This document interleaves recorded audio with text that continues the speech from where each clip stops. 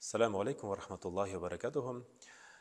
Allah-u Teala karşında 12 ay var. Hem 12 ay arasında ayırım Allah-u Teala'nın rahmeti, bereketi bilen mul bulgan izgi haram aylar var dip atala. Hem indi aylarının birisi ol Muharrem ayı. Muharrem ayı ol Allah-u Teala'nın bereket bilen, nur bilen beyli bulgan aylar. Şuşu aylarda indi bigirek de şuşu ayda kişiler soğuşlardan, kişilerin rencitülerden, tağın da köbürek tıyılarga tiyişler. Hem indi her bir izgilik Allah-u Teala aldığında tağın da derecelerek bulur. Hem indi günah tağın da Allah-u Teala aldığında günah arlıkları oturtkan kişi şu aylarda anın şu jimişlerin eşilligi de tağın da katırak bulur deyip gelen.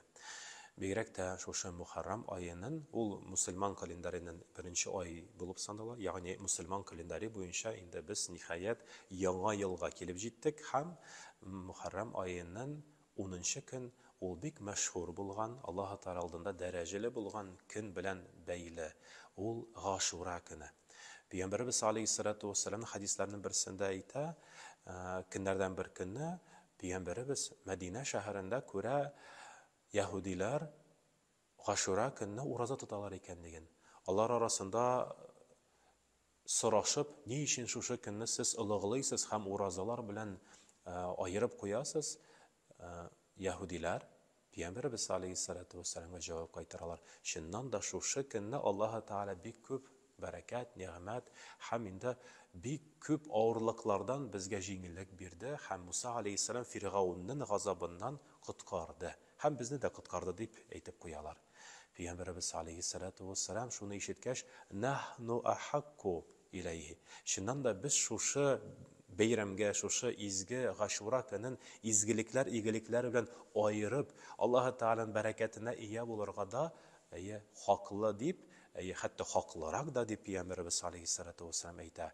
Hem şu Aşura'nın uraza tutarga kuşa, hem başka bir hadisinde Peygamberimiz Aleyhisselatü Vesselam eyta, Aşura gününe tügül, Aşura günün aldından 9. gününde, hem indi Aşura gününden sonra 11. gününde, Muharrem ayının 11. günün 9. hem 10. günlerin uraza tutarga Peygamberimiz Aleyhisselatü Vesselam nasihati var. Hatta Peygamberimiz Aleyhisselatü Vesselam sünnet bularak hadislerinde eyta, Ramazan ayından son urazalar için, izgilikler, ibadetler için en hayırlı aylardan bulup sanıla şu Muharrem ayıda deyip eytile.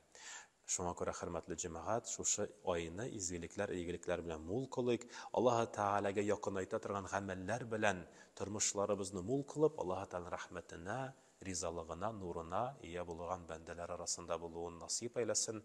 Hem Aşura günün urazada uzdırgan bende, ol bir yıl, uzgan yılının günahlarına, kifara kuluğuna bir sebep bulur. Yani günahlar, bir yıllık günahlar gafu itilir deyip hadislerde şulay haber itiler.